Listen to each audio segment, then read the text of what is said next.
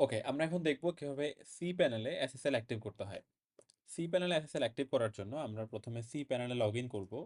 So আমি manage থেকে log in two C প্যানেলে ক্লিক করলাম এবং এরপর আমরা সি প্যানেলে লগ ইন করে ফেলছি।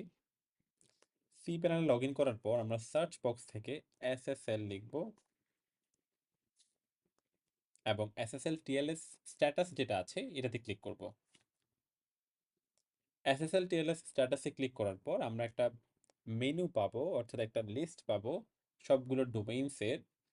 আমরা সবগুলোকে সিলেক্ট করব। প্রথমত এক্সক্লুড করব, এরপর ইনক্লুড করব, এরপর আমরা রান অটো এসএসএল এ ক্লিক করব। এভাবে আমরা এসএসএলটাকে রিফ্রেশ করে নিচ্ছি মূলত। রান অটো এসএসএল এ ক্লিক করার পর আমরা একটু সময় দিব এটাকে এসএসএল ভ্যালিডেট হওয়ার জন্য। এবং আমরা বর্তমানে দেখতে পাচ্ছি এখানে সেলফ সাইন দেখাচ্ছে, তার মানে হচ্ছে এখন এসএসএল ভ্যালিডেট হয়নি। সেক্ষেত্রে কিছুটা সময় নিবে এবং আমরা এটার জন্য অপেক্ষা করতে হবে কিছুক্ষণ। সো ফর এক্সাম্পল এখানে অনেকগুলো ডোমেইনস আমরা দেখতে পাচ্ছি। প্রতিটা ডোমেইনের জন্য আমরা এসএসএল অ্যাক্টিভ করছি এখান থেকে।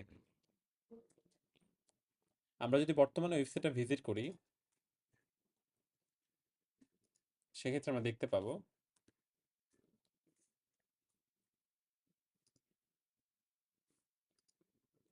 এসএসএল কিন্তু অলরেডি অ্যাক্টিভ হয়ে গিয়েছে। এসএসএল সিকিউর আছে এবং এখানে যে রিফ্রেশটা হচ্ছে এটা মূলত আমাদের ব্রাউজার ইস্যুর কারণে হচ্ছে। আমি যদি রিলোড দিয়ে দেই, রিলোড দেওয়ার পর যদি আমরা চেক করি, দেখতে পাচ্ছেন এখানে auto SSL domain validated show করছে, যেটা একটু আগে ছিল না। আমাদের এই এসএসএলটা আমরা এভাবে ইনস্টল করে ফেললাম এবং সেম ভাবে আপনি আপনার ডোমেইনের জন্য এসএসএল অ্যাক্টিভ করে নিতে পারবেন। ধন্যবাদ।